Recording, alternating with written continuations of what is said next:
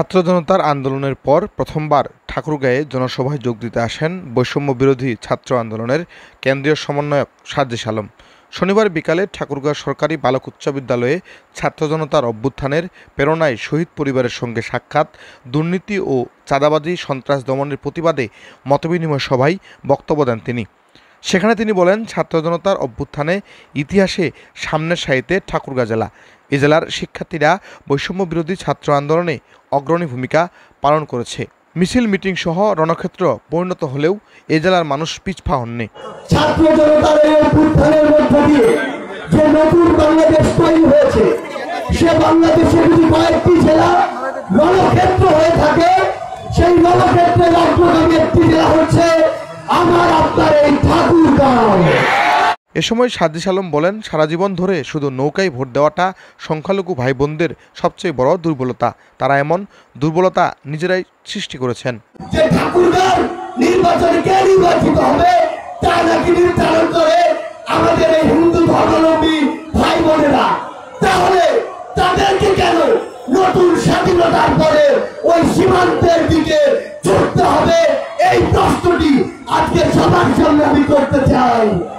আপনাদের এই দুর্বলতা আপনারা নিজেরাই সৃষ্টি করেছেন। এই দুর্বলতা আপনারা কিভাবে সৃষ্টি করেছেন? সৃষ্টি করেছেন এভাবে যে আপনাদের যে একটি ভোট, এই ভোটটি আপনারা কোনো কিছু না বুঝে, কোনো কিছু না শুনে, আপনার জন্য কে কাজ করছে সেটি না দেখে, আপনার কথা কে বলছে সেটি না ভেবে সারা জীবন একটি মার্কার জন্য ফিক্স করে রেখেছেন। দীর্ঘ বক্তব্যের মাঝে ঠাকুরগাঁও 2 আসনের মেম্বার থেকে সংসদ সদস্য একই পরিবারের উল্লেখ করে তিনি বলেন, এমপি দবিউল ইসলাম তার এলাকায় পরিবারতন্ত্র কায়েম করেছে। সব জায়গায় তার পরিবারের সদস্য এসব করেই জায়গা জমি দখল করে নিয়েছে।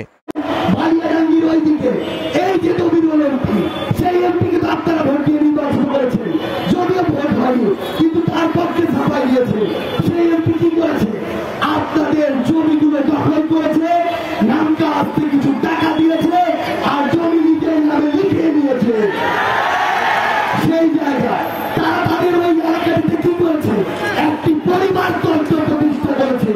এমপি দেখেন যে ওই পরিবার, চেয়ারম্যান দেখেন যে ওই পরিবার, উপজেলা পরিষদে যান ওই পরিবার, ইউনিয়নের মেম্বার দেখেন ওই পরিবার। ছাত্র জনতা কি এই পরিবার তন্ত্রকে আর সমর্থন করে? কেন্দ্রীয় এই সমন্বয়ক আরও বলেন, দেশে যা কিছু হবে ছাত্র জনতার রায়ের মাধ্যমে হবে। ঠাকুরগাঁয়ে মামলা খেলা চলছে। টাকার বিনিময়ে নাম দেওয়া আর নাম কাটা হয়। সব জায়গায় টাকা দিতে হয়, টাকা ছাড়া কোনো কাজ হয় না। এসব আর করতে দেওয়া যাবে না।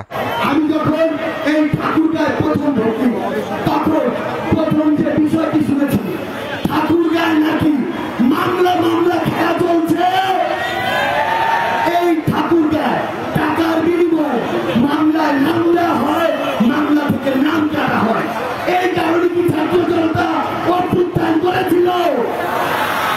সীমান্তের ঘটনা তুলে ধরে সাজ্জিস আরও বলেন, সীমান্তে ফেলানির মতো আর কাউকে দেখতে চাই না। রাষ্ট্র সংস্কারের আগে নিজেদের পরিবার সংস্কার করতে হবে। আলাদা পেশায় যোগদানের পাশাপাশি ভালো রাজনীতিবিদ হওয়ার পরামর্শ দেন তিনি। আমরা কি ওই স্বামী স্ত্রী পরামর্শ দিতে চাই? এই সীমান্তে আমার একজন নিরপরাধ ভাই বোনকে আমরা ওই ফেলানির মতো চুলে থাকতে দেখতে চাই না। ঠাকুরগাঁও জেলা স্কুল মাঠে আরও উপস্থিত ছিলেন ঢাবির সমন্বয়ক সজীব ভুইয়া, জহির রাইহান, আবু সাহিদ স্বপন সহ স্থানীয় ছাত্র জনতা। ডেস্ক রিপোর্ট, আজকের বালিয়াডাঙ্গি।